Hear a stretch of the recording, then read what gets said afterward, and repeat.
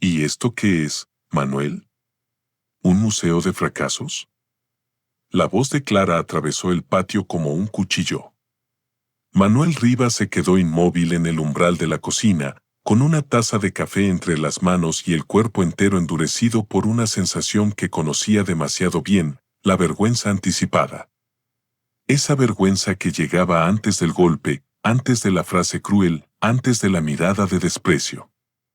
Frente a él, en el patio trasero de la casa, había 3 cajas de cartón abiertas sobre el suelo.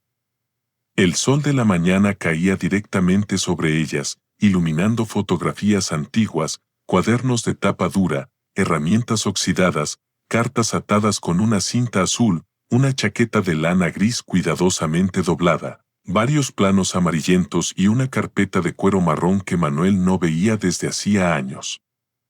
Clara estaba de pie junto a las cajas, con las manos en la cintura, vestida con un conjunto blanco impecable, como si hasta para destruir recuerdos necesitara parecer elegante. A su lado, su hija Patricia grababa con el móvil. «Mamá, espera, esto va a quedar buenísimo», dijo Patricia entre risas. Limpiando la casa de las cosas inútiles de papá. Podría subirlo como historia. El hijo menor, Andrés, estaba apoyado en la puerta del garaje, mirando la escena con una mezcla de incomodidad y diversión.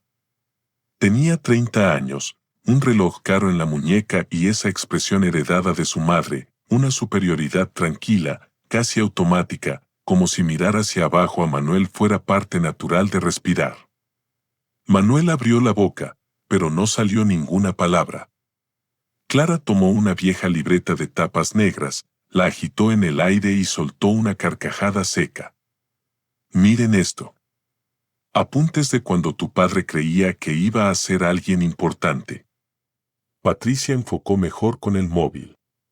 «Papá, sonríe. Esto es por tu bien. No puedes seguir acumulando basura emocional». Basura. La palabra cayó sobre Manuel con un peso extraño. No porque fuera la primera vez que Clara lo humillaba, sino porque aquella vez no estaba insultando su ropa, ni su forma de hablar, ni su torpeza para adaptarse a los nuevos negocios familiares. Estaba insultando su vida entera. Manuel dejó la taza sobre la mesa de la cocina sin mirar. Sus dedos temblaban apenas. «Clara, por favor, esas cajas no». Su voz salió baja, gastada, como si hubiera sido usada demasiadas veces para pedir permiso.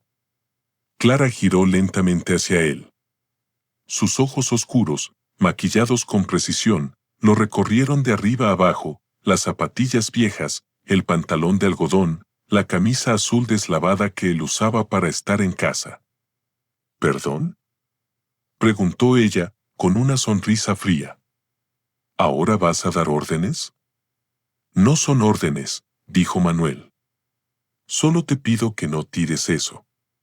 Hay recuerdos de mi padre, papeles antiguos, cosas que no sirven para nada», lo interrumpió Clara. «Como casi todo lo que has guardado en esta casa». Andrés soltó una risa breve, incómoda. Patricia no dejó de grabar. Manuel dio un paso hacia el patio. En ese momento vio algo que le cortó la respiración. Clara tenía entre las manos la carpeta de cuero marrón. Esa carpeta. La misma que su padre le había entregado una tarde lluviosa, muchos años atrás, cuando Manuel aún era joven y creía que el esfuerzo honesto siempre sería suficiente. «Esa no», dijo él, esta vez con más fuerza. Clara arqueó una ceja. «¿Esta?». Manuel sintió que el corazón le golpeaba contra las costillas. «Dámela, Clara». El patio quedó en silencio durante 2 segundos. Patricia bajó un poco el móvil, sorprendida. Andrés se enderezó junto al garaje. Clara miró la carpeta, luego miró a Manuel, y algo cruel brilló en su rostro. No era solo molestia. Era satisfacción. Esa satisfacción de quien descubre, por accidente, una parte vulnerable del otro. «Vaya», murmuró. Así que la basura tiene valor sentimental. No sabes lo que hay ahí. Claro que no lo sé, Manuel. Porque nunca dices nada importante. Guardas papeles, guardas silencios, guardas rencores, y luego esperas que los demás adivinemos qué significa cada cosa. Por favor, repitió él. Fue una súplica. Y precisamente por eso Clara sonrió. Abrió la carpeta. Dentro había documentos viejos, sobrecerrados, un plano doblado, una fotografía en blanco y negro y varias hojas amarillentas con firmas notariales. Manuel vio solo un destello de tinta azul, una esquina marcada con el sello de una escribanía antigua, y sintió que la sangre se le helaba. Clara sacó los papeles, los hojeó sin cuidado y frunció la nariz. Papeles viejos. Exactamente lo que imaginaba. Clara, escúchame. No, Manuel. Hoy me vas a escuchar tú a mí. Ella levantó la voz lo suficiente para que la vecina del muro contiguo pudiera oír. Clara siempre había tenido un talento especial para elegir el volumen exacto de una humillación, bastante alto para que doliera, bastante controlado para parecer víctima si alguien la enfrentaba. Llevo 32 años viviendo rodeada de tus cosas muertas. Tus herramientas rotas. Tus cuadernos. Tus sueños ridículos. Tus recuerdos de pobre. Y ya me cansé. Esta casa necesita aire, necesita orden, necesita verse como la casa de una familia respetable. Manuel tragó saliva. Esas cosas también son parte de esta familia. Clara soltó una carcajada. No, Manuel. Esta familia avanzó a pesar de esas cosas. A pesar de ti. La frase quedó suspendida en el patio. Patricia dejó de sonreír por un instante, pero no apagó la cámara. Andrés miró al suelo. La vecina, detrás del muro, dejó de mover las macetas. Manuel sintió una punzada en el pecho, pero no respondió. Había aprendido, durante años, que responderle a Clara era como echar aceite sobre fuego. Ella siempre encontraba una manera de transformar su dolor en acusación, su defensa en drama, su dignidad en insolencia. Clara tomó el montón de papeles de la carpeta y caminó hacia el viejo tambor metálico que usaban para quemar ramas secas. No, dijo Manuel. Esta vez no fue una súplica. Fue una palabra pequeña, pero firme. Clara se detuvo. ¿Qué dijiste? Manuel avanzó otro paso. Dije que no. Patricia dejó escapar un susurro. Uy. Andrés miró a su padre con una expresión que Manuel no supo descifrar. Tal vez sorpresa. Tal vez vergüenza. Tal vez el recuerdo lejano de otro padre, uno que antes hablaba con seguridad, que antes levantaba la cabeza, que antes no pedía permiso para existir. Clara apretó los papeles contra su pecho. No me provoques, Manuel. No estoy provocando a nadie. Solo te pido que me devuelvas esa carpeta. ¿Y si no quiero? Manuel extendió la mano. Clara. Ella lo observó durante un largo silencio. Después sonrió. Una sonrisa mínima. Helada. Definitiva. Miren bien, hijos, dijo sin apartar los ojos de él. Así se cura una familia de vivir atada al pasado. Y lanzó los papeles al tambor. Manuel se abalanzó hacia adelante, pero Andrés lo sujetó del brazo. Papá, ya basta. Suéltame. La voz de Manuel salió rota, desesperada, y por primera vez en muchos años sonó como la voz de un hombre que había perdido algo más grande que la paciencia. Clara tomó una caja de fósforos de la repisa exterior. Encendió uno. La pequeña llama tembló entre sus dedos. Manuel forcejeó con Andrés. Clara, no sabes lo que estás haciendo. Sí lo sé, respondió ella. Estoy limpiando. y dejó caer el fósforo. El fuego prendió primero en una esquina del papel más delgado. Luego subió, lento y dorado, lamiendo las hojas, devorando nombres, sellos, fechas, firmas. Manuel vio cómo el borde de un documento se curvaba hasta ennegrecerse. Vio desaparecer una línea escrita con tinta antigua. Vio arder la fotografía de su padre por un costado. Algo dentro de él se quebró sin ruido. No gritó. No lloró. Solo se quedó mirando el fuego con los ojos abiertos, mientras las llamas convertían en ceniza una parte de su historia. Clara se sacudió las manos, satisfecha. Ya está. ¿Ves? No pasó nada. Manuel levantó lentamente la mirada hacia ella. Su rostro estaba pálido. Sus ojos, húmedos. Pero había en ellos algo que Clara no había visto antes. Algo quieto. Profundo. Peligrosamente sereno. Sí pasó, dijo él. Clara frunció el ceño. ¿Qué? Manuel miró el tambor, luego las cajas, luego a sus hijos. Acabas de quemar el único documento que podía demostrar que esta casa nunca fue tuya. El silencio cayó como una losa. Patricia bajó por fin el móvil. Andrés soltó el brazo de su padre. Clara se quedó inmóvil, con la sonrisa congelada en la cara. ¿Qué dijiste? Manuel no respondió de inmediato. El fuego seguía ardiendo detrás de él, levantando una columna delgada de humo gris hacia el cielo limpio de la mañana. Pero para entender cómo llegaron a ese momento, hay que volver atrás. Mucho antes de las cajas quemadas. Mucho antes del desprecio de sus hijos. Mucho antes de que Clara confundiera silencio con derrota. Hay que volver a cuando Manuel Rivas todavía era un hombre lleno de futuro. Manuel conoció a Clara Salvatierra en una fiesta de barrio, en Sevilla, en el verano de 1989.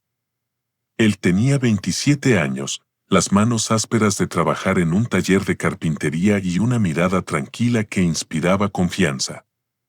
No era rico, ni presumido, ni especialmente hablador. Pero tenía algo que muchas personas confundían con simpleza, una nobleza firme, de esas que no necesitan imponerse porque se sostienen solas. Clara tenía 24 años y era exactamente lo contrario.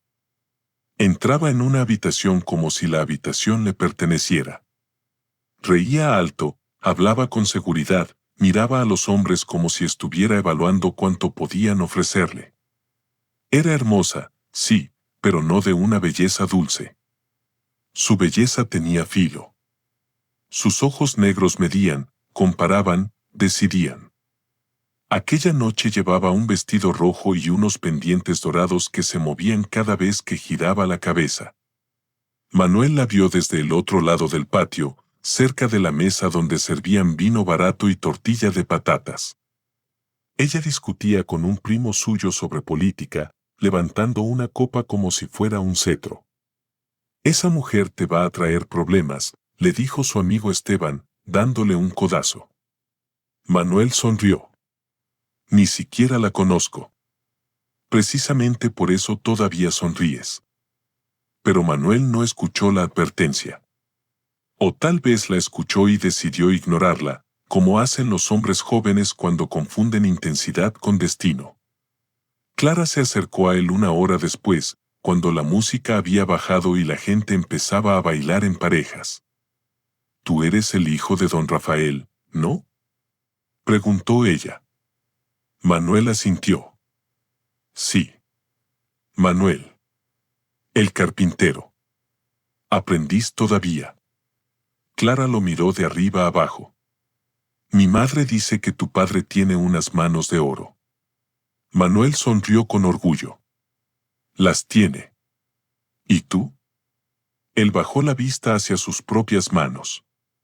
Yo estoy aprendiendo. Clara soltó una pequeña risa. Al menos eres honesto.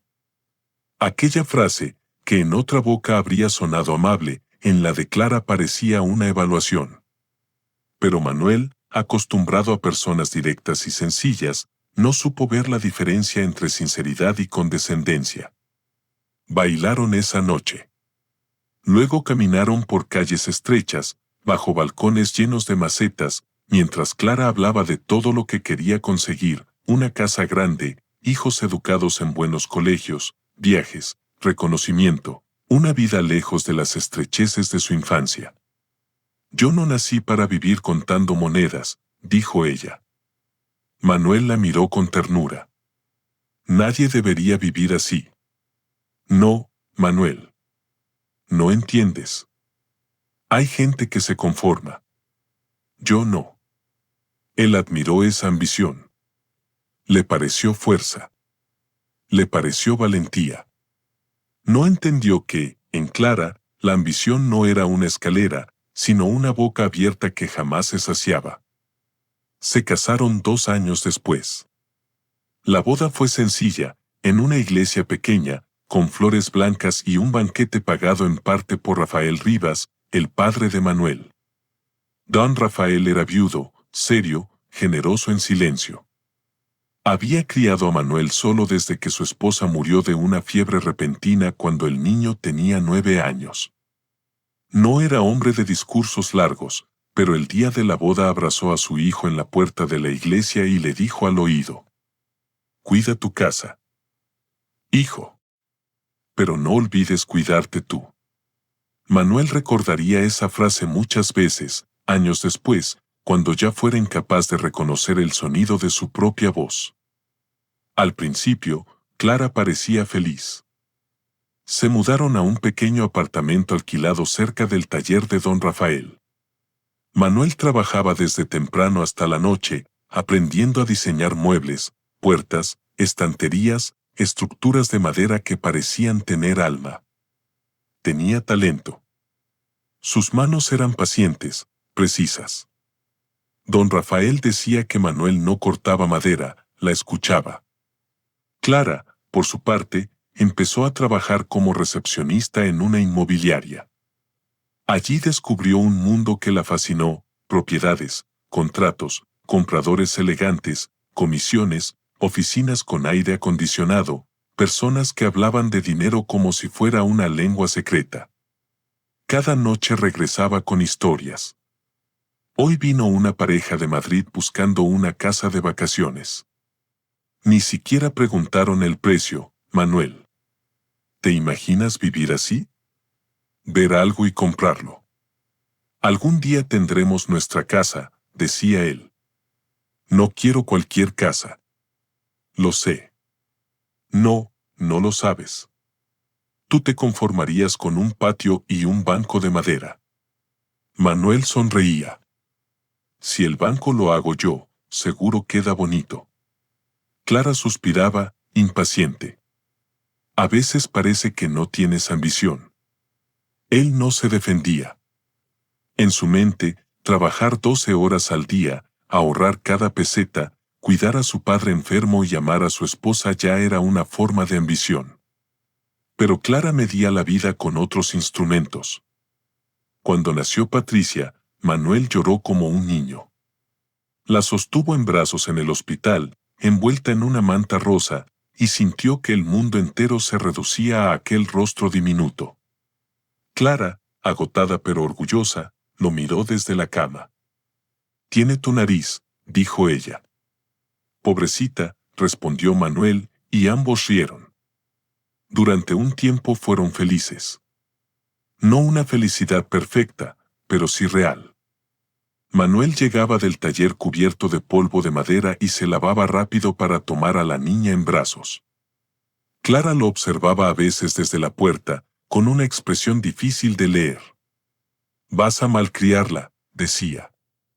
«Entonces será una niña muy querida». 2 años después nació Andrés. Clara no quiso tener más hijos. Decía que 2 eran suficientes, que el cuerpo no era una fábrica y que ella tenía planes. Manuel aceptó sin protestar. Aceptaba casi todo, no por debilidad, sino porque creía que amar era ceder espacio. El problema fue que Clara confundió ese espacio con territorio conquistado. La primera gran grieta apareció cuando don Rafael enfermó. Fue un invierno húmedo. El viejo carpintero empezó a olvidar cosas, a perder fuerza en las manos, a quedarse mirando la puerta del taller como si esperara a alguien que no llegaba. El médico habló de problemas neurológicos, de tratamientos caros, de cuidados constantes. Manuel no dudó. Redujo sus horas de trabajo para acompañar a su padre. Clara lo llamó irresponsable. «Tenemos 2 hijos pequeños», dijo ella una noche, en la cocina. «No puedes dejar de producir porque tu padre necesita compañía». Manuel levantó la vista. «No es compañía, Clara. Está enfermo. Todos envejecemos. Es mi padre. Y yo soy tu esposa». La frase no fue gritada. No hizo falta. Clara la dijo como quien coloca una ley sobre la mesa. Manuel se quedó callado. Tenía las manos mojadas de lavar platos. Afuera llovía. En el dormitorio, Patricia tosía dormida. Andrés lloriqueaba en su cuna. «No voy a abandonarlo», dijo él. Clara lo miró con frialdad. «Entonces no me pidas que aplauda tus decisiones sentimentales». A partir de ese día, algo cambió. Clara empezó a hablarle con menos paciencia. Sus comentarios se volvieron más afilados. Si Manuel llegaba tarde del taller, ella decía que era inútil para organizarse. Si llegaba temprano para cuidar a su padre, decía que era inútil para ganar dinero. Si compraba algo para los niños, preguntaba cuánto había costado. Si no compraba nada, decía que era tacaño. Manuel empezó a disculparse por cosas que no había hecho. Perdón por llegar tarde. Perdón por estar cansado. Perdón por no ganar más. Perdón por necesitar silencio. Perdón por existir ocupando un espacio que Clara consideraba insuficiente. Don Rafael murió en 1997. La tarde antes de morir. Llamó a Manuel a su habitación. La casa olía a medicina, caldo caliente y madera vieja. Manuel se sentó junto a la cama y tomó la mano de su padre. La notó liviana, casi transparente. «Hijo», susurró Rafael, «hay cosas que debes saber». Manuel se inclinó. «No hables, papá. Descansa. Escúchame». Había una urgencia en su voz que Manuel nunca olvidaría. Rafael señaló con dificultad el armario. La carpeta marrón. Manuel se levantó, abrió el armario y encontró una carpeta de cuero gastada, atada con una correa fina. La llevó a la cama. «Guárdala», dijo Rafael. «No la pierdas». «¿Qué es?» El viejo respiró con esfuerzo. «Papeles de la casa grande». Manuel frunció el ceño. «¿Qué casa?» Rafael cerró los ojos un momento, como si reunir palabras le costara más que respirar. «La de la calle Azar. La que tu abuelo compró antes de la guerra. Hubo problemas. Socios. Deudas falsas. Tu tío Ernesto quiso quedarse con todo. Pero no pudo. Hay un reconocimiento de propiedad. Un documento firmado. Nunca lo reclamé porque no quise pelear con sangre de mi sangre». Manuel no entendía del todo. «Papá, no pienses en eso ahora». Rafael apretó su mano con una fuerza inesperada. «Prométeme que la guardarás». «Te lo prometo». «Y no confíes», Rafael tosió, «no confíes en quien se burle de tus recuerdos. A veces la gente desprecia lo que no sabe cuánto vale». Manuel sintió un escalofrío. «Papá». Pero Rafael ya no pudo continuar. Murió esa madrugada. Durante el funeral, Clara estuvo correcta.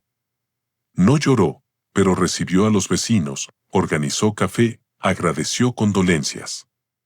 Manuel, roto por dentro, agradeció en silencio esa eficiencia.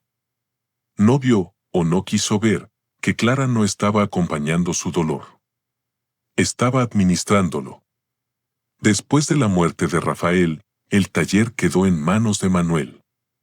Pero los tiempos estaban cambiando. Las grandes tiendas vendían muebles baratos, los clientes querían rapidez, los alquileres subían. Clara insistió en vender el local. Es una oportunidad, dijo ella. Con ese dinero podemos dar la entrada para una casa mejor. El taller era de mi padre. Tu padre está muerto, Manuel. Él bajó la mirada. No lo digas así. ¿Cómo quieres que lo diga? ¿Con música de violín? Aquella noche discutieron durante horas. O mejor dicho, Clara habló durante horas y Manuel resistió hasta quedarse sin fuerzas. Al final vendieron el taller. Con el dinero compraron una casa en la calle Azahar. Una casa antigua, grande, con fachada blanca, balcones de hierro y un patio trasero donde crecía un limonero viejo. Manuel no entendió entonces la ironía del destino. No sabía que esa casa, elegida por Clara por su tamaño y su ubicación, tenía relación con los papeles que Rafael le había entregado. La calle Azahar era larga, llena de viviendas heredadas, reformadas, vendidas, divididas. Él no relacionó el número. No buscó en la carpeta. No tuvo tiempo. No tuvo ánimo. Clara tomó las riendas de la compra, habló con notarios, organizó la hipoteca, firmó documentos, decidió reformas. Tú encárgate de los niños y de arreglar lo que puedas con tus herramientas, le dijo. Yo sé manejar estas cosas. Manuel aceptó. Siempre aceptaba. Los años siguientes fueron una mezcla de esfuerzo y desaparición. Manuel empezó a trabajar en mantenimiento para una empresa municipal.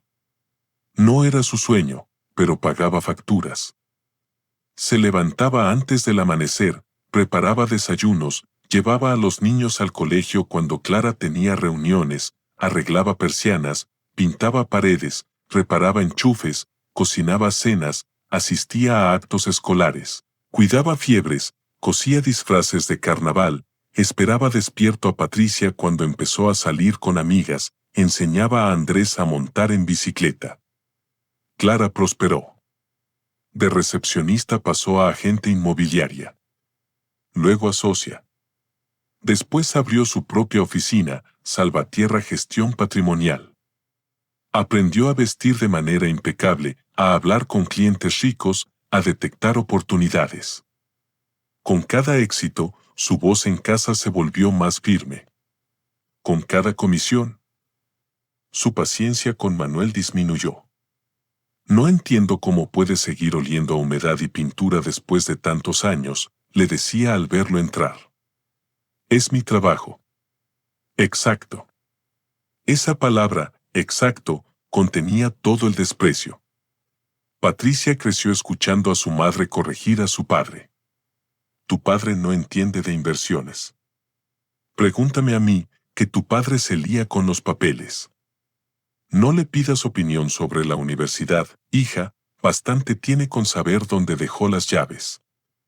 Al principio, Patricia defendía a Manuel. Papá sí sabe cosas. Clara sonreía. Claro que sí, cariño. Sabe arreglar grifos. Y la niña, poco a poco, aprendió que amar a su padre en público era incómodo. Andrés, más sensible, siguió pegado a Manuel durante más tiempo. Lo acompañaba al patio, le pedía que le enseñara a lijar madera, lo abrazaba sin motivo. Pero cuando llegó la adolescencia, también empezó a apartarse. Clara le compraba ropa cara, le hablaba de contactos, de futuro, de no ser como tu padre, que se quedó pequeño. Una tarde, Manuel escuchó a Andrés decirle a un amigo por teléfono. No, mi padre no trabaja en nada importante. Hace mantenimiento, cosas así. No lo dijo con maldad. Lo dijo con vergüenza. Y a Manuel le dolió más precisamente por eso. La carpeta marrón quedó primero en el armario de su habitación. Luego, cuando Clara mandó reformar el vestidor, pasó al trastero. Después, cuando Patricia necesitó espacio para guardar cajas de ropa, terminó en el garaje. Finalmente, años más tarde, Manuel la guardó con otras pertenencias en una caja de cartón rotulada con una palabra escrita por él mismo, papá. A veces pensaba en revisarla. Pero siempre había algo. Una factura. Una avería. Una discusión. Una enfermedad. Una llamada de Clara pidiéndole que pasara por la oficina para llevar documentos. Una necesidad de los hijos. Una vida entera interponiéndose entre Manuel y su propia historia. Cuando cumplió 55 años, Clara organizó una cena en casa. No por cariño, sino porque varios clientes estarían presentes y le convenía mostrar una imagen de familia sólida. Manuel cocinó casi todo. Preparó carne al horno, ensalada, pan casero. Clara recibió los elogios como si fueran suyos. Manuel ayuda mucho en casa, dijo ella ante una pareja de inversores. Hay hombres que sirven mejor en lo doméstico. Al menos él encontró su lugar. Los invitados rieron con educación. Manuel sonrió también. Esa noche, mientras lavaba copas en la cocina, Patricia entró para dejar unos platos. Papá, no deberías tomarte todo tan a pecho, dijo, sin mirarlo. Él se quedó quieto. ¿Qué cosa? Lo de mamá. Ella es así. Además, sabes que no lo dice con mala intención. Manuel observó a su hija. Tenía 24 años, el cabello perfecto, la seguridad de Clara, la impaciencia de Clara, la mirada de Clara. ¿Y cómo sabes cuando alguien dice algo con mala intención? Patricia suspiró. Ay, papá, no empieces con dramas. Dramas. Manuel volvió a lavar la copa. El agua caliente le enrojeció las manos. Pasaron los años. Clara ganó dinero. Mucho. Compró 2 apartamentos para alquilar, invirtió en terrenos, cambió el coche, reformó la casa de la calle Azahar hasta convertirla en una vivienda elegante que aparecía en revistas locales. Cada mejora borraba algo de lo que Manuel había amado, la puerta de madera original, el suelo antiguo, las baldosas del patio. Esto ya no es una casa vieja, decía Clara con orgullo. Ahora sí parece nuestra. Manuel nunca se atrevió a preguntarle qué quería decir con nuestra. Porque en los documentos, según ella repetía cada vez que se enfadaba, casi todo estaba a su nombre. Para eso soy la que entiende de papeles, decía. Tu firma donde yo te diga y no compliques. Manuel firmaba. No porque fuera tonto. No porque no supiera leer. Firmaba porque confiaba. Porque la confianza, cuando se entrega durante décadas, puede convertirse en una venda. Pero la venda comenzó a aflojarse una tarde de noviembre. Manuel había ido a la oficina de Clara para llevarle unas llaves que ella había olvidado. La secretaria lo dejó pasar, pensando que Clara estaba sola. Pero al acercarse al despacho, Manuel escuchó voces. No puedes seguir esperando, decía un hombre. Si la casa queda finalmente regularizada como activo completo de tu patrimonio, podrás venderla sin problema. Manuel se detuvo. La voz masculina era de Víctor Luján, abogado y asesor de Clara. Un hombre elegante, divorciado, con demasiada confianza al tocarle el hombro en las cenas. Manuel no será un problema, respondió Clara. Nunca lo ha sido. Hubo una pausa. ¿Y si revisa papeles antiguos? Clara soltó una risa baja. Manuel. Por favor. Ese hombre no revisa ni su propia sombra. Manuel sintió que algo frío le bajaba por la espalda. Aún así, insistió Víctor, Hay antecedentes raros con esa propiedad. El registro tiene una nota histórica. Nada grave, pero conviene asegurarnos de que no aparezca ningún documento anterior. Entonces lo haremos rápido, dijo Clara. Antes de fin de año quiero todo listo. Manuel retrocedió sin hacer ruido. No entró al despacho. Volvió a la calle con las llaves en la mano, caminando sin rumbo durante casi una hora. Aquella conversación le abrió una puerta en la memoria. La voz de su padre. La carpeta marrón. La casa grande. La calle Azahar. Un reconocimiento de propiedad. Esa noche, por primera vez en mucho tiempo, Manuel no durmió. Clara llegó tarde, oliendo a perfume caro y vino blanco. Lo encontró sentado en la cocina, con una taza de manzanilla fría frente a él. ¿Qué haces despierto?, preguntó. Pensando. Ella dejó el bolso sobre una silla. ¡Qué peligro! Manuel no respondió. La observó como quien mira a una persona conocida desde lejos, intentando descubrir en qué momento se volvió extraña. ¿La casa está a tu nombre?, preguntó de pronto. Clara se detuvo. ¿Qué clase de pregunta es esa? Una pregunta simple. Ella lo miró con desconfianza. La casa está organizada de la manera más conveniente para la familia. Eso no responde. Clara soltó una carcajada breve. Manuel, por favor. No empieces a hablar como si entendieras de propiedad, registros y patrimonio. Es tarde y estoy cansada. Solo quiero saber. ¿Para qué? ¿Vas a hacer una auditoría con tus destornilladores? Él bajó la mirada. Clara sonrió, victoriosa. Mira, te lo explicaré de forma sencilla. Todo lo importante está protegido porque yo me encargué. Si hubiera dependido de ti, todavía viviríamos en aquel apartamento con humedad, rodeados de muebles viejos y sueños de carpintero. Manuel sintió una punzada, pero esta vez no fue solo dolor. Fue memoria. Mi padre me habló de esta calle antes de morir. Clara se quedó quieta. Solo un segundo. Pero Manuel lo vio. Dio el parpadeo. La tensión mínima en la mandíbula. El cambio sutil de respiración. Tu padre hablaba de muchas cosas al final, dijo ella. Estaba enfermo. Me entregó una carpeta. ¿Qué carpeta? Demasiado rápido. La pregunta salió demasiado rápida. Manuel levantó la vista. Una marrón. Clara tomó su bolso de nuevo. No sé de qué hablas. Y sinceramente, no tengo energía para tus nostalgias. Subió las escaleras sin despedirse. Manuel permaneció sentado en la cocina, escuchando sus pasos alejarse.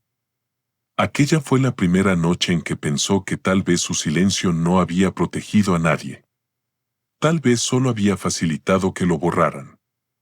Durante los días siguientes, buscó la carpeta. Lo hizo con cuidado, cuando Clara estaba en la oficina y los hijos no venían. Revisó armarios, cajones, estanterías, cajas del garaje. Encontró fotografías de los niños, recibos antiguos, cartas de su padre, herramientas envueltas en trapos, pero no la carpeta marrón. Durante una semana creyó que la había perdido. Hasta que un domingo por la tarde la encontró en una caja al fondo del garaje, detrás de una bicicleta rota de Andrés y una lámpara antigua que Clara siempre había odiado. El corazón le dio un vuelco. No la abrió en ese momento. No sabía por qué. Tal vez miedo. Tal vez respeto. Tal vez la sensación de que, al desatar aquella correa gastada, iba a abrir también todo lo que había evitado mirar durante 30 años. La llevó a su pequeño cuarto del fondo, el único espacio de la casa que Clara no había reformado porque lo consideraba indigno de atención. Allí guardaba sus herramientas, una silla vieja, algunos libros de su padre y una mesa de trabajo marcada por cortes y manchas de barniz. Puso la carpeta sobre la mesa. Pasó los dedos por el cuero. Y justo cuando iba a abrirla, escuchó la voz de Clara desde el pasillo. ¿Manuel? Él se sobresaltó. Rápidamente cubrió la carpeta con un trapo. Clara apareció en la puerta. ¿Qué haces aquí encerrado? Ordenando. Ella miró alrededor con desagrado. Este cuarto huele a viejo. Es un cuarto de herramientas. Es un cuarto de pobreza, corrigió ella. Manuel no dijo nada. Clara dio un paso adentro, observando la mesa. Necesito que mañana estés presentable. Vienen Patricia y Andrés con sus parejas. Vamos a hablar de asuntos familiares. ¿Qué asuntos? Asuntos que no quiero discutir ahora. Clara. Ella suspiró, molesta. Voy a vender una de las propiedades. Quizá dos. Y quiero que no hagas preguntas incómodas delante de los chicos. ¿La casa? Clara lo miró fijamente. He dicho que no quiero discutir ahora. Esta también es mi casa. Ella sonrió con lástima. Manuel, esta casa es tu casa porque yo permito que vivas en ella. La frase fue tan brutal que incluso Clara pareció disfrutarla en silencio.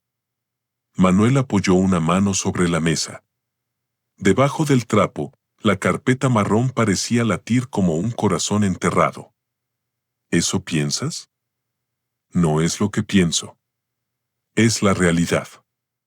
Él la miró. Durante años había imaginado que un día Clara recordaría al hombre que la amó sin condiciones, al padre que sostuvo la casa, al esposo que renunció a sus sueños para que ella levantara los suyos. Pero en sus ojos no había memoria. Solo cálculo. Buenas noches, Manuel, dijo ella. Y por favor, mañana no uses esa camisa azul. Te hace ver más viejo. Cuando se fue, Manuel cerró la puerta. Levantó el trapo. Abrió la carpeta. Dentro encontró papeles que olían a humedad y tiempo. Algunos estaban escritos a máquina. Otros a mano.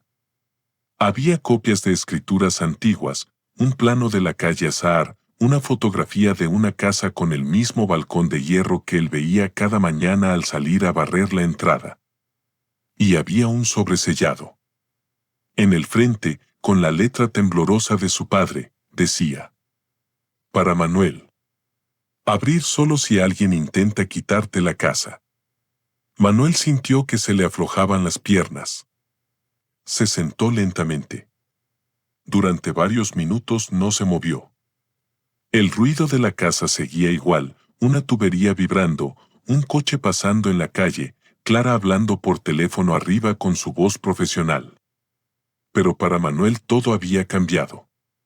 Tomó el sobre. Lo abrió con cuidado. Dentro había una carta y una copia notarial. La carta empezaba así: Hijo, si estás leyendo esto, significa que yo no tuve el valor de hacer justicia en vida. Perdóname. Manuel leyó con la respiración contenida. Su abuelo, al parecer, había sido propietario parcial de varias casas en la calle Azahar, incluida aquella. Durante años, por disputas familiares y maniobras legales, esa propiedad había quedado en manos de terceros. Pero existía un reconocimiento de dominio, firmado ante notario, que establecía que una parte sustancial del inmueble pertenecía a la línea directa de Rafael Rivas y, después de él, a Manuel. No era un simple recuerdo. No era nostalgia. No era basura. Era un documento que podía cambiarlo todo. Manuel siguió leyendo hasta que las letras se le nublaron por las lágrimas. Su padre había intentado reclamar la propiedad, pero enfermó. Luego decidió callar para evitar una guerra familiar. Sin embargo, dejó todo preparado para que Manuel pudiera hacerlo algún día. Y Clara. Clara había vivido durante años en una casa que tal vez no podía vender sin él. Tal vez ni siquiera podía demostrar plenamente como suya si aquel documento salía a la luz. Manuel cerró los ojos. No sintió alegría. Sintió vértigo. Sintió rabia. Sintió una tristeza inmensa al pensar en su padre guardando esa verdad, esperando que su hijo algún día tuviera la fuerza que él no tuvo. Guardó los papeles de nuevo en la carpeta. Decidió que al día siguiente iría a ver a un abogado. No a Víctor Luján. No a nadie cercano a Clara. Buscaría a alguien independiente, alguien que pudiera explicarle si aquello tenía valor real. Pero cometió un error. El error de un hombre que todavía no sabía vivir desconfiando. Esa noche, cansado, emocionalmente agotado, escondió la carpeta en el armario de su cuarto de herramientas y cerró la puerta sin llave. A la mañana siguiente, Clara decidió hacer limpieza. No una limpieza cualquiera. Una limpieza con rabia. Había discutido por teléfono con Víctor.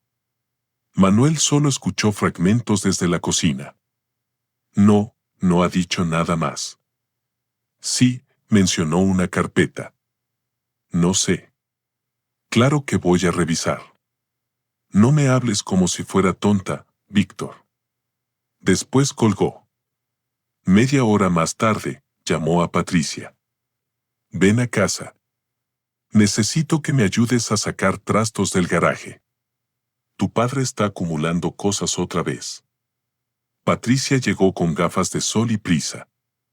Andrés llegó después, porque su madre insistió en que necesitaba mano masculina, aunque en realidad lo quería como testigo. Manuel estaba preparando café cuando escuchó cajas arrastrándose. Salió. Y vio su vida abierta en el patio. Vio las cartas de su padre bajo el sol. Vio sus cuadernos. Vio sus herramientas. Vio la carpeta marrón en manos de Clara. Entonces ocurrió lo que ya sabemos. El fuego. Los papeles. El humo. La frase que dejó a Clara sin color. Acabas de quemar el único documento que podía demostrar que esta casa nunca fue tuya. Durante unos segundos nadie habló. El fuego crujía en el tambor metálico. Clara miró las llamas, luego a Manuel. Su rostro pasó de la burla a la incredulidad, de la incredulidad al miedo, y del miedo a la furia. Estás mintiendo. Manuel no se movió. No. Claro que estás mintiendo. Siempre haces eso cuando quieres llamar la atención. Inventas dramas. Te haces la víctima. ¿Qué documento? ¿Qué casa? No sabes ni de qué hablas. Pero su voz ya no sonaba segura. Patricia guardó lentamente el móvil en el bolso. Mamá, ¿qué documento? Ninguno, respondió Clara demasiado rápido. Andrés miró el tambor. Papá, ¿qué había ahí? Manuel respiró hondo. Las cenizas subían en pequeños remolinos. La verdad, dijo. Clara se acercó a él con los ojos encendidos. Escúchame bien, Manuel. No vas a montar un espectáculo delante de mis hijos. También son mis hijos. Entonces compórtate como un padre y deja de asustarlos con tonterías. Manuel la miró durante un largo instante. Y por primera vez en décadas, no bajó la vista. Durante años me dijiste que no entendía de papeles, dijo con calma. Tal vez tenías razón. Pero mi padre sí entendía de memoria. Y guardó algo que tú no sabías. Clara apretó los labios. Tu padre era un viejo confundido. Manuel sintió que el dolor se convertía en algo más firme. No vuelvas a hablar así de él. Patricia abrió los ojos, sorprendida por el tono. Andrés dio un paso hacia su padre. Papá. Clara levantó una mano. No, Andrés. No caigas en esto. Tu padre está intentando manipularnos porque no soporta que yo quiera ordenar esta casa. Manuel miró a su hijo. En los ojos de Andrés vio duda. No fe, no apoyo. Solo duda. Pero incluso la duda era más de lo que había recibido durante años. No quiero manipular a nadie, dijo Manuel. Quería revisar ese documento con un abogado. Ahora ya no sé si queda algo. Clara soltó una risa nerviosa. Perfecto. Entonces no queda nada. Fin del drama. Manuel miró el fuego casi apagado. Entre las cenizas, un pedazo de papel resistía, ennegrecido en los bordes. El viento lo movió apenas. Manuel dio un paso hacia el tambor, pero Clara se interpuso. No metas las manos ahí, ridículo. Él la rodeó. Con cuidado, usando una pinza vieja que había junto al muro, sacó el fragmento chamuscado. Apenas era media hoja. La tinta estaba dañada, pero todavía podían leerse algunas palabras.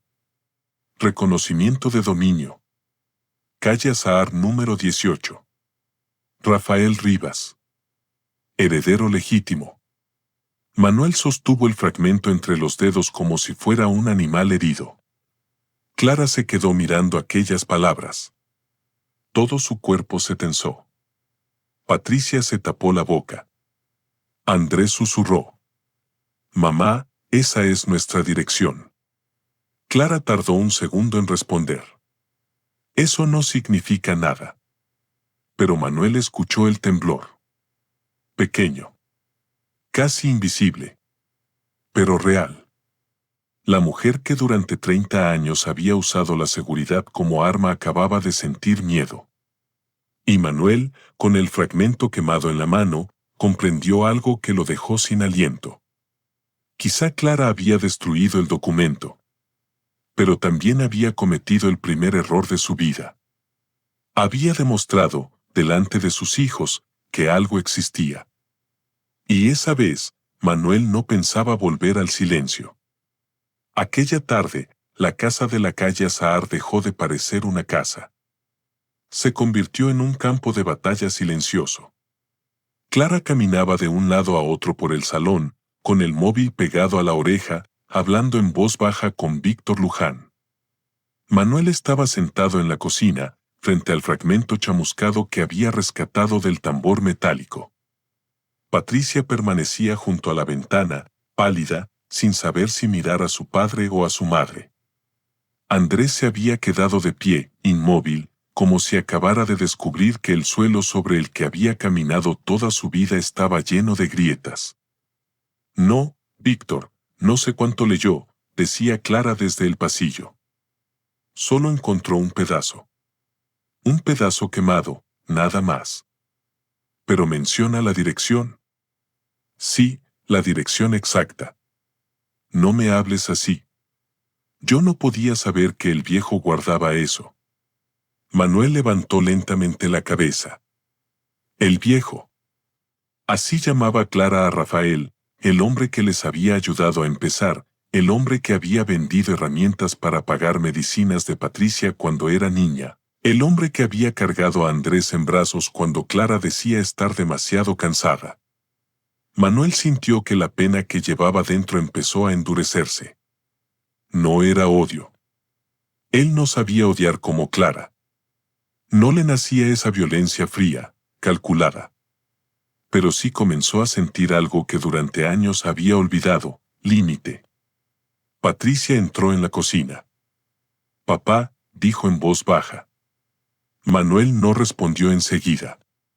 Tenía la vista fija en el fragmento. ¿Tú sabías algo?, preguntó ella. Él negó con la cabeza. No todo. Tu abuelo me lo dejó. Yo debí revisarlo antes. Entonces mamá. Patricia no terminó la frase. Manuel la miró.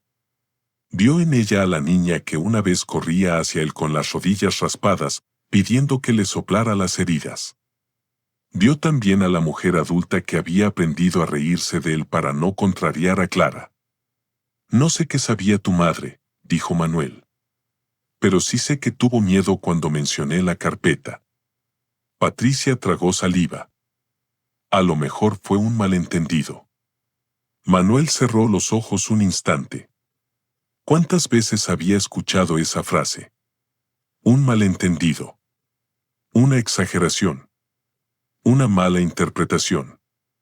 Así se habían disfrazado durante años los desprecios de Clara, las burlas en la mesa, los silencios crueles, los documentos que él firmaba sin explicación, las cuentas que ella controlaba, las decisiones tomadas sin él. Cuando volvió a abrir los ojos, su voz salió tranquila. Tal vez. Por eso voy a averiguarlo. Patricia se tensó. ¿Cómo? Con un abogado. En ese momento Clara apareció en la puerta. No vas a ir a ningún abogado. La frase no sonó como una petición. Sonó como una orden. Manuel la miró desde la silla. Sí voy. Clara soltó una risa seca. ¿Con qué dinero? ¿Con qué contactos? ¿Con qué pruebas? Quemé unos papeles viejos, Manuel. Eso es todo. Puedes intentar convertirlo en una tragedia, pero nadie serio va a escuchar a un hombre que aparece con media hoja quemada y una historia familiar confusa.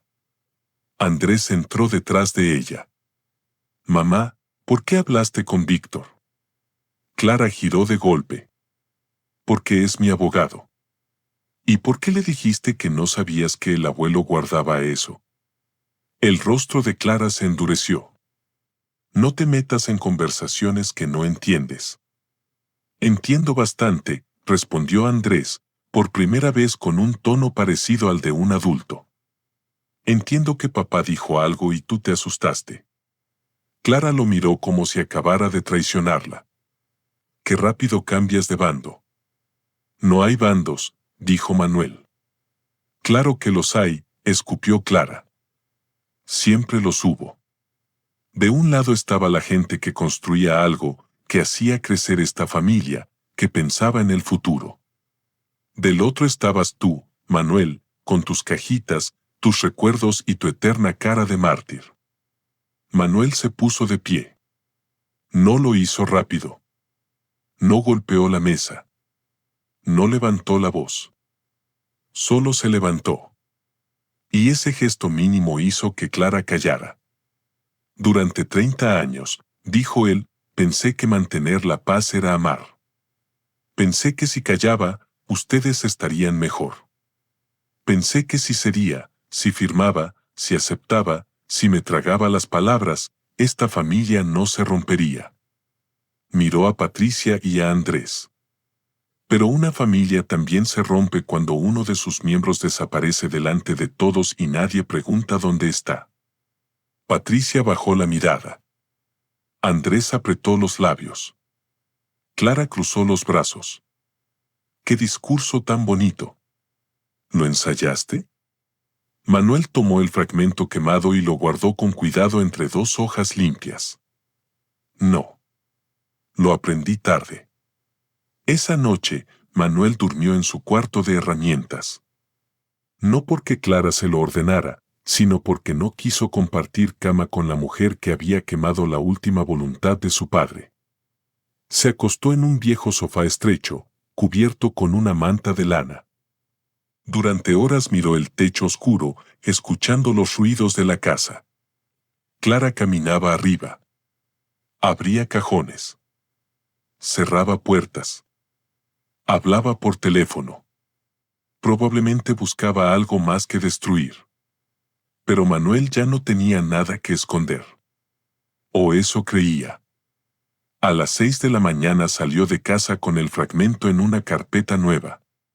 Llevaba su mejor camisa, una chaqueta antigua y los zapatos que solo usaba en bodas y funerales. Caminó hasta una pequeña cafetería cerca de la plaza, donde se sentó con un café solo que apenas tocó. A las 9 llamó a Esteban. No hablaban desde hacía casi 2 años, no por pelea, sino por esas distancias tristes que la vida y los matrimonios difíciles van imponiendo. Manuel, dijo la voz al otro lado. Dios mío, hombre, ¿estás bien? Manuel cerró los ojos. Una pregunta sencilla. Una pregunta que nadie en su casa le hacía desde hacía demasiado tiempo. Necesito ayuda, respondió. Esteban no preguntó más de lo necesario. Una hora después lo recogió en su coche y lo llevó al despacho de una abogada jubilada que aún aceptaba casos delicados, doña Mercedes Alarcón, antigua registradora, viuda, seria, con ojos pequeños y una memoria extraordinaria. Doña Mercedes escuchó toda la historia sin interrumpir. No hizo gestos de sorpresa. No prometió nada. Solo extendió la mano cuando Manuel terminó. Déjeme ver el fragmento. Manuel se lo entregó. La mujer se puso unas gafas de montura fina y examinó la hoja con una lupa. Durante varios minutos solo se oyó el tic-tac de un reloj antiguo. Luego dijo: esto no es cualquier papel. Manuel sintió que el pecho se le cerraba. ¿Tiene valor?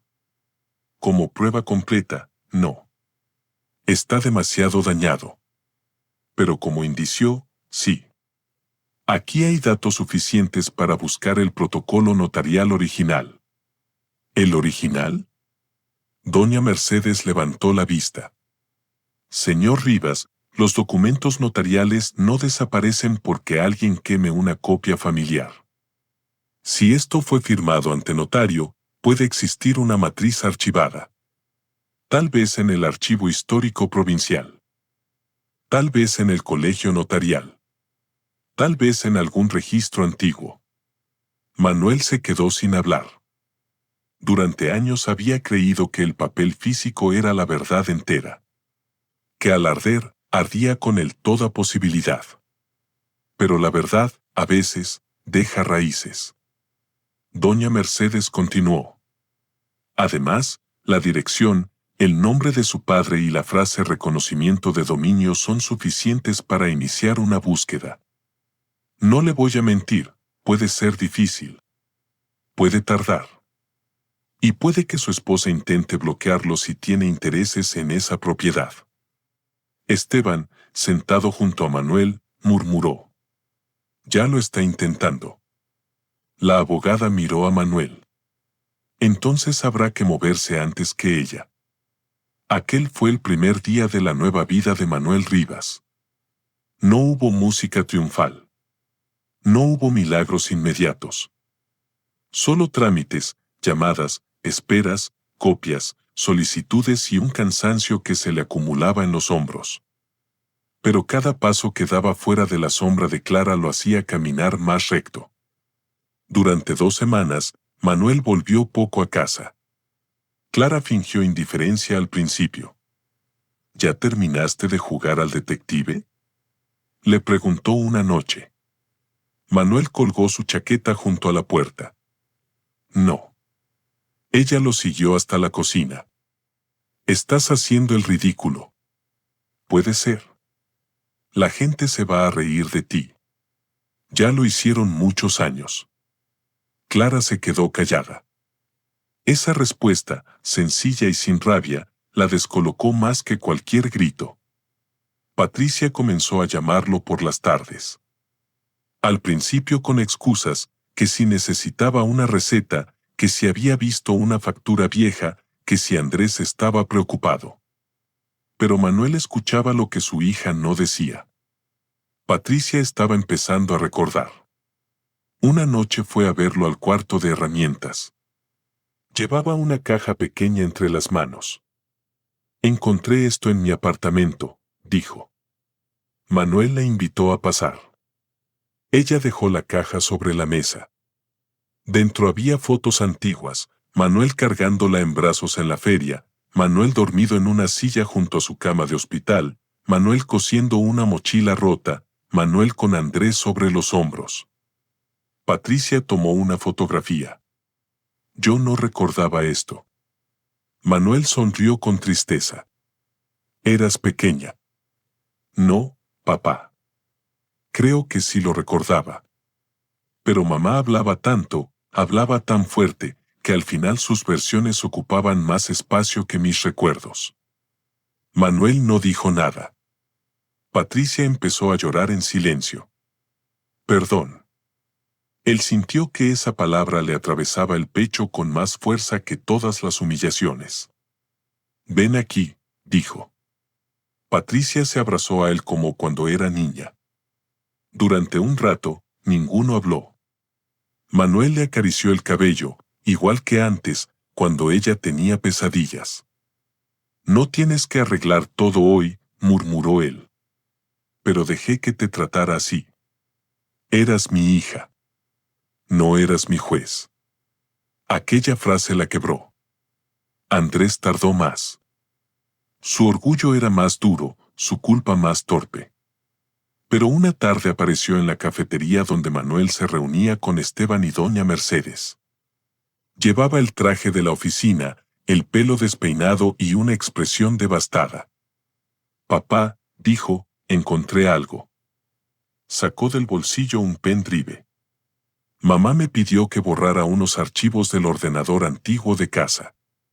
Dijo que eran duplicados. Pero antes de hacerlo los revisé. Manuel sintió un vuelco en el estómago. ¿Qué archivos?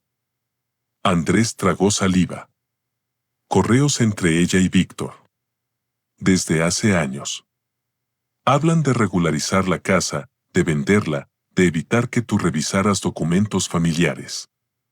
Hay uno donde Víctor le dice que si existía una copia del reconocimiento de dominio, debían localizarla antes que tú. Esteban golpeó la mesa con la mano. Hija de... Doña Mercedes lo silenció con una mirada. Manuel tomó el pendrive. No sintió victoria. Sintió una tristeza antigua, profunda. ¿Tú los leíste todos? Preguntó a su hijo. Andrés asintió. Tenía los ojos rojos. También leí cómo hablaban de ti. Manuel bajó la vista. Andrés respiró con dificultad. Perdón, papá. Perdón por creerle. Perdón por avergonzarme de ti. Perdón por no haber preguntado nunca cómo estabas. Manuel extendió la mano. Andrés la tomó. Durante años, padre e hijo se habían saludado con palmadas rápidas, abrazos incompletos, gestos fríos. Aquella vez Andrés se arrodilló junto a la silla de Manuel y apoyó la frente en sus manos. Yo sí me acuerdo, dijo, con la voz rota. Me acuerdo de la bicicleta. Me acuerdo del barco de madera que me hiciste. Me acuerdo de cuando mamá no vino a mi partido y tú estabas empapado bajo la lluvia gritando mi nombre.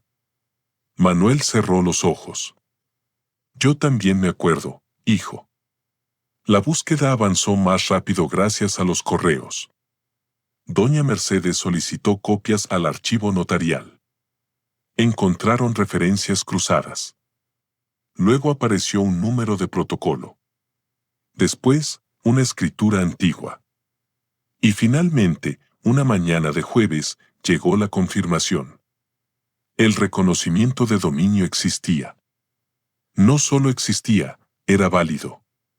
La casa de la calle Azahar número 18, pese a maniobras posteriores, tenía una carga histórica no cancelada que reconocía derechos hereditarios a favor de Rafael Rivas y su descendencia directa. Durante décadas, nadie la había reclamado formalmente. Pero eso no significaba que hubiera desaparecido. Además, había algo peor para Clara. La compra que ella había gestionado años atrás tenía irregularidades. Había declarado conocer la situación registral completa. Había firmado, junto con Víctor, documentos donde se omitía deliberadamente la existencia de una nota preventiva antigua. Si se demostraba mala fe, la venta futura podía bloquearse y sus operaciones patrimoniales quedar bajo investigación. Cuando Manuel recibió la noticia, no gritó. Estaba sentado frente a doña Mercedes, con las manos entrelazadas. Entonces, ¿mi padre decía la verdad? La abogada suavizó la voz. Sí, don Manuel. su padre decía la verdad. Él inclinó la cabeza. Durante unos segundos no pudo hablar. No pensaba en dinero. No pensaba en Clara. Pensaba en Rafael, en su cama de enfermo, intentando dejarle a su hijo una defensa para un futuro que no llegaría a ver. «Perdóname, papá», susurró. Doña Mercedes fingió revisar unos papeles para darle privacidad. Pero Clara no iba a rendirse. Al enterarse de que Manuel había contratado representación legal, decidió atacar donde mejor sabía, en público. Organizó una cena familiar para celebrar, según dijo, la futura venta de la casa y el comienzo de una etapa más limpia. Invitó a Patricia, Andrés, las parejas de ambos, dos primos, Víctor Luján y una posible compradora, una empresaria llamada Beatriz Montero, interesada en convertir la casa en un pequeño hotel boutique. Manuel no quería ir. Doña Mercedes le aconsejó hacerlo. A veces la soberbia de ciertas personas trabaja a favor de la verdad, dijo. Así que Manuel se presentó. Clara lo esperaba vestida de negro, elegante, impecable, con una sonrisa de anfitriona perfecta. La mesa estaba servida con porcelana fina y copas de cristal. Había flores blancas en el centro y velas encendidas. Todo parecía hermoso. Pero Manuel ya sabía que algunas casas se adornan mejor cuando se intenta ocultar el olor de la mentira. Durante la cena, Clara actuó con dulzura exagerada. Manuel está pasando por una etapa sensible, dijo a Beatriz, tocándole el brazo. Ya sabes, los hombres mayores a veces se apegan a los recuerdos. Víctor sonrió. Lo importante es que todo se resuelva con racionalidad.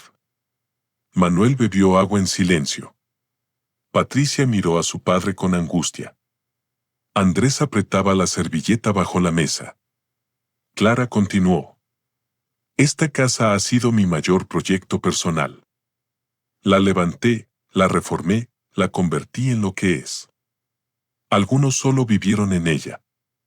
Otros la construimos de verdad. Beatriz, incómoda, miró a Manuel. ¿Usted está de acuerdo con la venta, señor Rivas? Antes de que él respondiera, Clara soltó una risa ligera. Manuel no se ocupa de esas cosas. Nunca lo hizo. Entonces Manuel dejó el vaso sobre la mesa. El sonido fue suave, pero todos callaron. No, dijo. Clara giró hacia él. ¿Perdón? No estoy de acuerdo con la venta. Víctor apoyó los codos en la mesa. Don Manuel. Entiendo que esto pueda ser emocional para usted, pero legalmente. Legalmente, lo interrumpió Manuel, usted sabe exactamente qué problema tiene esta casa. El rostro de Víctor perdió un poco de color. Clara sonrió con frialdad. No hagas esto. Manuel la miró. ¿Hacer qué? Hablar. Hacer el ridículo. Él asintió lentamente. Durante años tuve miedo de eso. De parecer ridículo. De no saber suficiente. De equivocarme delante de ustedes. Tú me enseñaste a tener vergüenza de mi voz.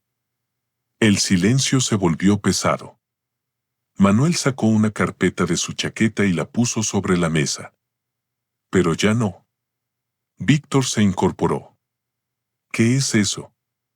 Copias certificadas del archivo notarial. Clara quedó inmóvil. Patricia cerró los ojos, como si hubiera esperado ese momento y aún así le doliera. Manuel abrió la carpeta. El documento que Clara quemó era una copia familiar. Pero el original seguía archivado. Reconoce derechos de propiedad a favor de mi padre, Rafael Rivas, y de sus herederos directos sobre este inmueble. Beatriz dejó los cubiertos. ¿Está diciendo que la casa no podía venderse libremente? Estoy diciendo que hay derechos no resueltos. Y que algunas personas aquí lo sabían. Todas las miradas fueron hacia Víctor. El abogado intentó sonreír. Esto es una interpretación apresurada. Andrés sacó su móvil. No, Víctor. No lo es. Clara lo miró con furia. Andrés. No, mamá. Se acabó. El joven conectó el móvil a un pequeño altavoz que Patricia había colocado discretamente en el aparador. Un audio empezó a sonar en el comedor. La voz de Clara llenó la habitación. No me importa si Manuel tiene algún derecho antiguo. Ese hombre firma cualquier cosa si le digo que es por el bien de la familia. Luego la voz de Víctor. Mientras no encuentre la carpeta de Rafael Rivas, podemos cerrar la operación. Beatriz se puso de pie. Creo que esta reunión ha terminado. Clara también se levantó. Ese audio está manipulado. Patricia habló por primera vez. No, mamá. Yo vi los correos. Andrés los entregó a la abogada. Clara miró a su hija como si acabara de recibir una bofetada. ¿Tú también? Patricia tenía lágrimas en los ojos, pero la voz firme. No estoy contra ti. Estoy a favor de la verdad. Clara soltó una carcajada amarga. La verdad. Qué palabra tan cómoda cuando no pierdes nada. Manuel se levantó despacio. Yo perdí 30 años, Clara. Ella giró hacia él.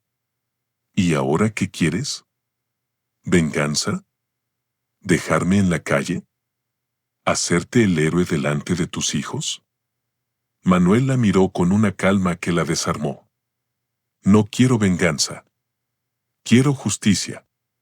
Justicia. Gritó ella. ¿Dónde estaba tu justicia cuando yo levantaba esta familia? Cuando yo negociaba, trabajaba, conseguía dinero. Tú estabas en casa jugando al hombre bueno. No jugaba, dijo Manuel. Criaba a nuestros hijos. Cuidaba a mi padre. Cuidaba esta casa. Te cuidaba a ti. Clara abrió la boca, pero no encontró una respuesta inmediata.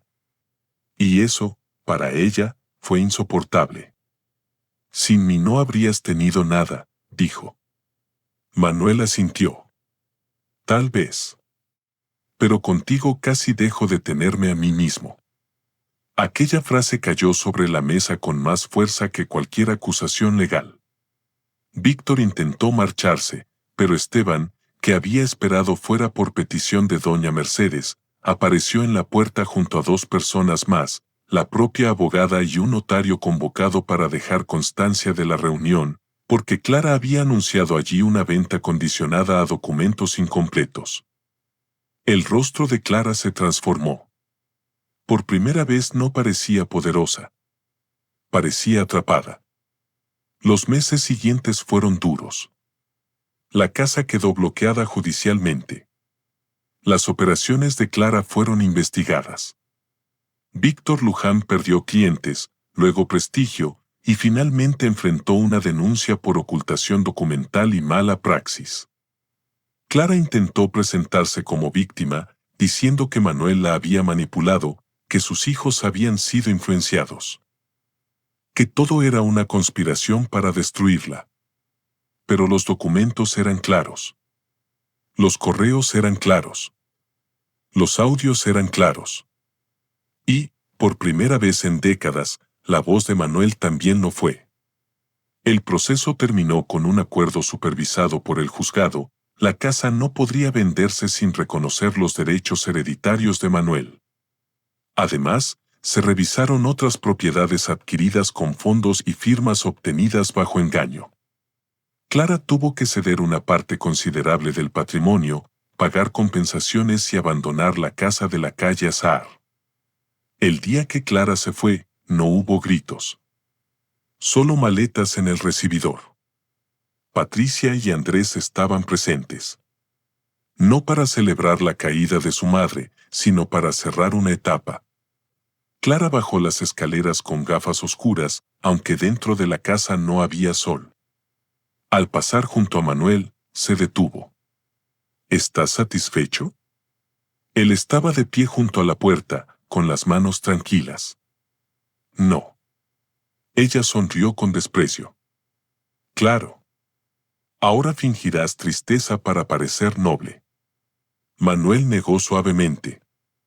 No estoy satisfecho porque nadie gana cuando una familia llega a esto.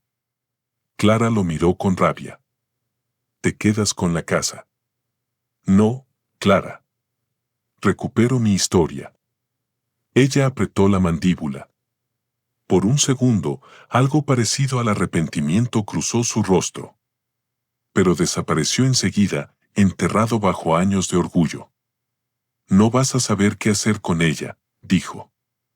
Manuel miró el patio, el limonero viejo, las paredes que habían visto su silencio y su despertar. Sí voy a saber. Clara se fue sin despedirse. El portón se cerró detrás de ella con un sonido seco.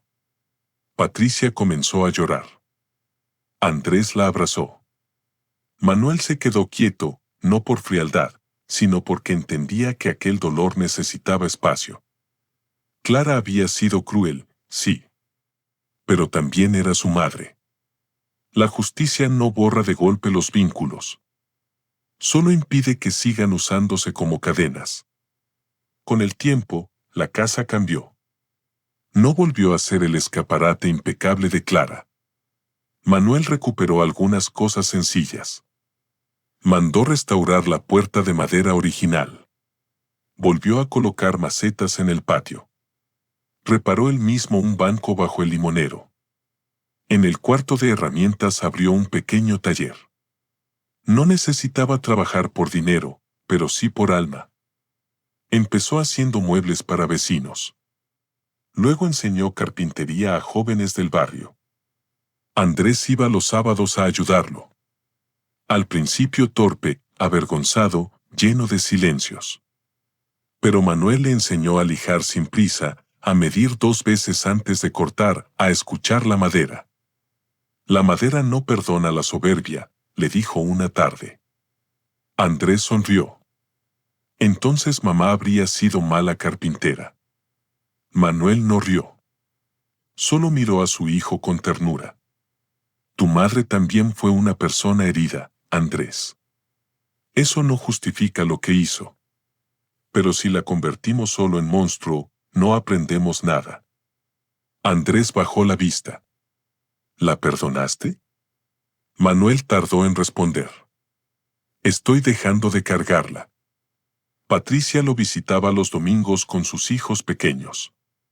Una tarde encontró a Manuel enseñándole a su nieta a clavar un pequeño listón de madera. Con cuidado, decía él. La fuerza sin dirección solo rompe cosas. Patricia se quedó mirándolo desde la puerta. Esa frase parecía hablar de mucho más que carpintería. Meses después, Manuel recibió una carta. No tenía remitente, pero reconoció la letra de Clara.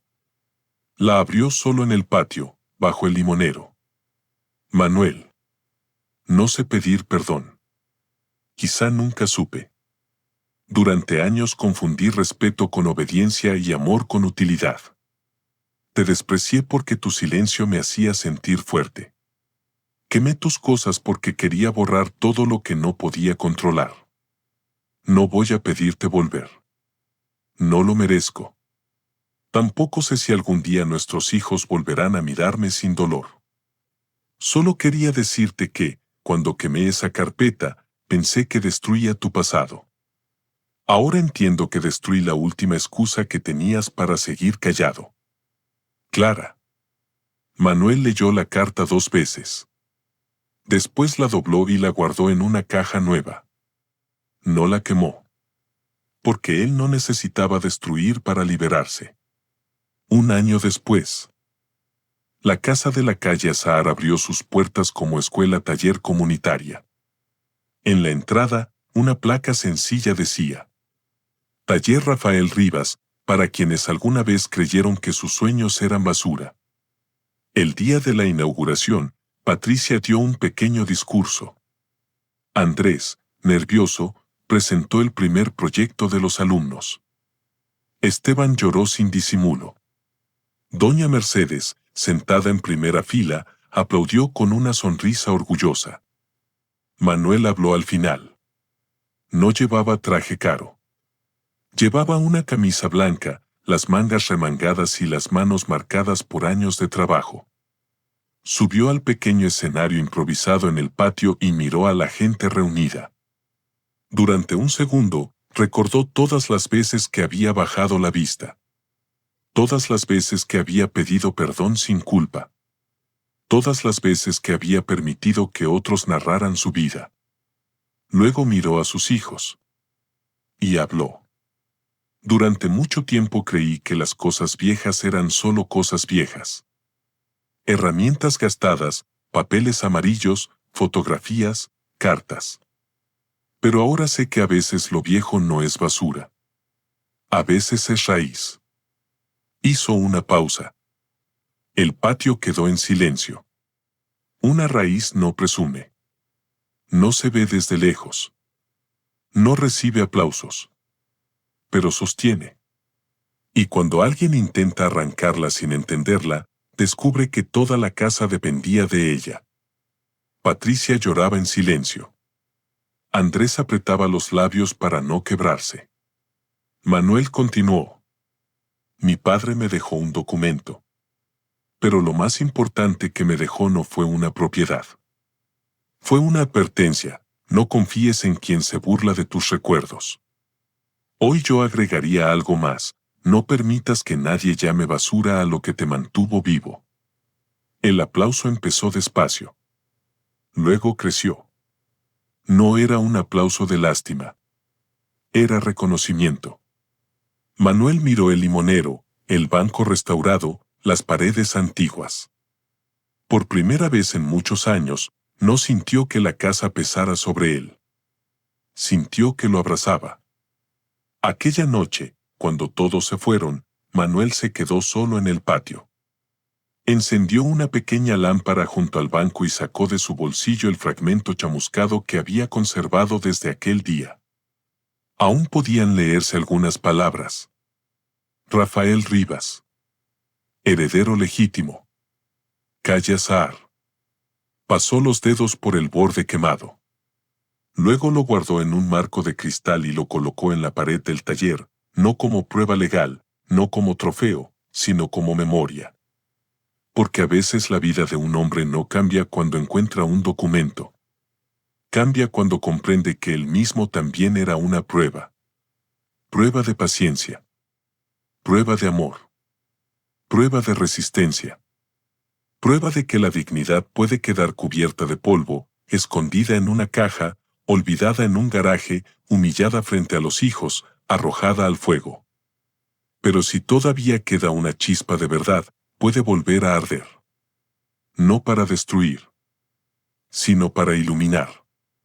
Y Manuel Rivas, el hombre al que durante años llamaron inútil, viejo, débil y ridículo, abrió cada mañana las puertas del taller con una calma nueva. Ya no esperaba permiso. Ya no pedía perdón por existir. Y cada vez que alguien llegaba con una silla rota, una mesa antigua o una caja llena de recuerdos, él sonreía y decía: tráelo aquí. Vamos a ver qué se puede salvar.